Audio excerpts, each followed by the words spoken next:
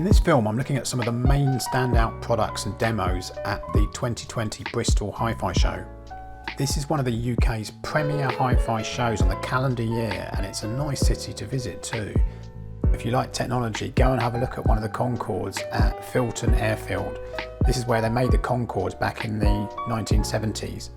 I'm also going to add a twist to this video where I go in pursuit of a particular type of hi-fi system. Can I find it? Who makes it? And where is it?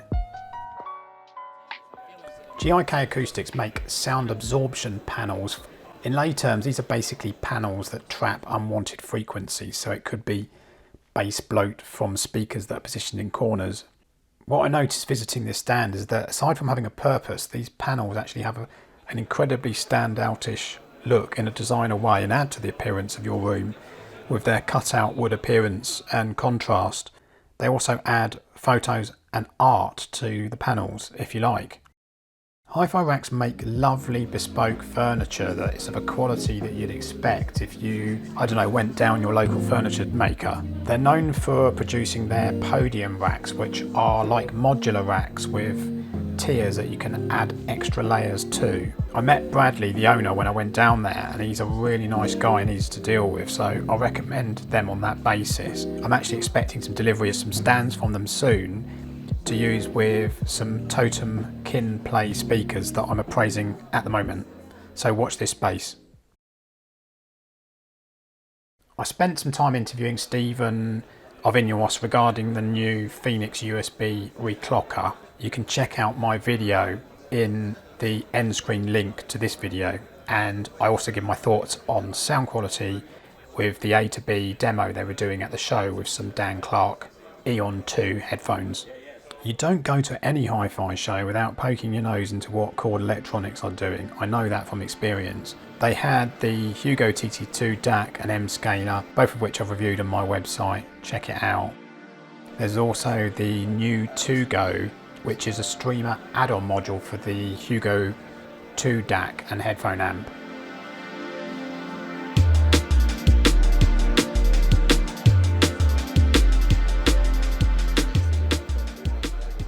In their other room, Chord had the TT Stack plus Qtist and Dave DACs and Huey Phono stage, and they were also showing off their new Ultima 5 and 6 power amps, and I must say that this system did sound very good indeed. I produced reviews on the Qtist and Dave on my website. Check out the articles and videos, and also have a look at the RME ADI 2 DAC FS as an alternative to the Chord Qtist. It's cheaper too, and it's a fantastic performer. Henley Audio were at the show. They're distributors of Musical Fidelity, and they were showing off the new M8XI integrated, which is a behemoth of an amp. It sets the trend for an all-you-need, all-in-one, powerful integrated amp, much like what Hegel are doing at the moment. I'm not going to go into too much details about the new PMC 25i series here because I've already produced a video interviewing Keith Tong, PMC marketing manager, about the new 25i series. Depth, speed and accuracy of the 23i's I heard was spellbinding. Click on the link in the end screen video to find out more. I did go into the ATC room, and they had on display their ATC SCM40 Actives freeway floor standing speaker. With these speakers, think exquisite balance and integration with a full scale, refined, rich sound. It's just lovely. Keep an eye on my website because I'll soon be posting an appraisal of these ATCs and a written article too. Now, I went into this room a few times and there was something about it that just didn't say wow to me. I've got to be honest, I'm becoming a little sceptical and dubious about Auralic and what they're achieving at the moment when there's so many streamers on the market that do a decent job at a more value price.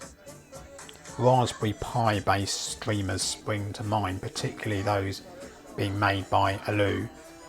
Also, prices of Auralic streamers have gone up and they've neglected, it seems, a core customer base in the more value streamers like the Auralic Aries Mini or the original Aries, both of which are no longer available. I've got to say though, they did get the room lighting really good and it looked really cool.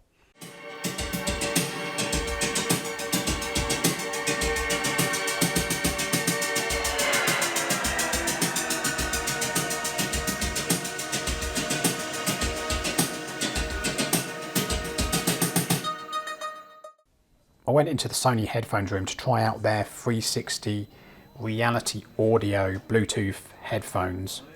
I own some Bose Quiet Comfort headphones and the Sonys really took them apart. Much more improved sound quality, and just sound quality for the money really. The 360 effects were really great too. I really don't know why I didn't buy a pair, because they were selling them at the show for £100 off the price.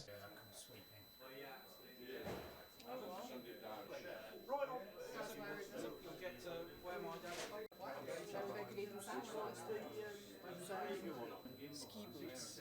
They're so nice. I used to put them on top of my... Times are getting rough.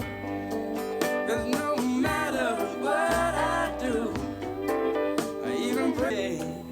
And her eyes so sweet. With courage until July.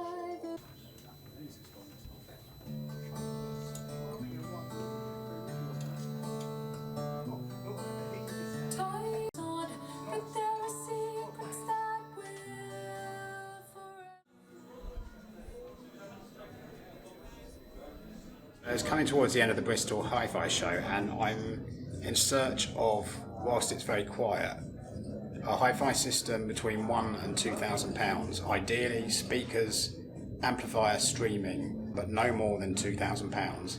Obviously, crucially, what sounds best as well. One of the problems with hi-fi and these types of hi-fi shows is people come to them and it's plastered everywhere with really, really expensive hi-fi. Now, obviously that's not a bad thing, but to get people into hi-fi, we obviously have to sell hi-fi at a decent price. And let's not also forget the diminishing returns that happens in audio. Obviously what we're after here is a really good value audio system.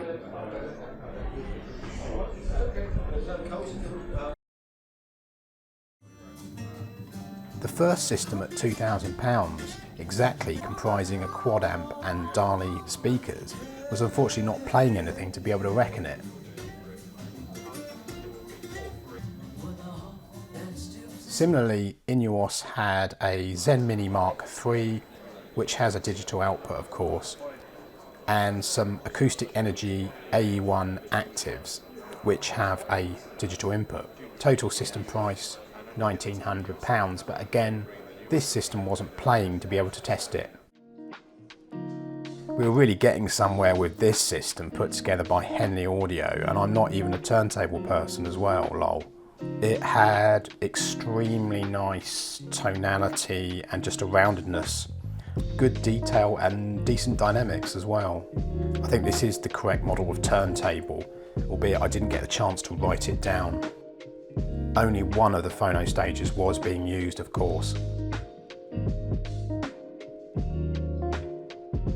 Adding stands might take it over £2,000, but as a deal, I reckon it would be possible.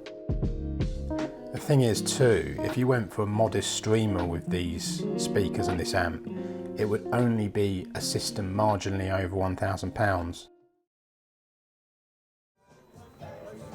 Okay, so I can see what Riga are trying to do with a £1,000 all-in-one system, but it was just flat and lifeless sounding for me. It didn't have anywhere near the same resolution of something like KEF LSX speakers or the Henley system, especially if you used a DAC and streamer with the Henley system. Admittedly, that's shifting away from the turntable ideal, but there's more than one way to swing a cat if you want the best sound for buck. I can see the appeal of an all-in-one system for vinyl, but at the cost of diminished sonics, well, up to you.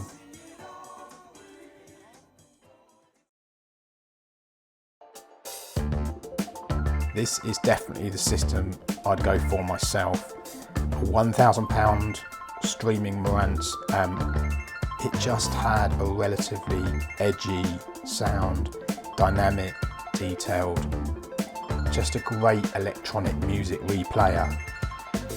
I gave it a workout with the arpeggiated synths of Todd Terjer's It's Album Time, and it was definitely up to it.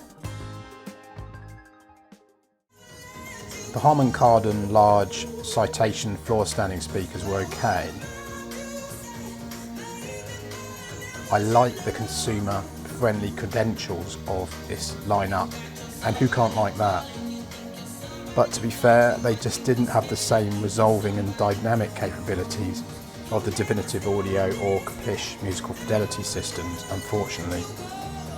I think this is a system that suits someone that just wants to buy an all-in-one speaker and set it up quickly. But again, what price? Sonics.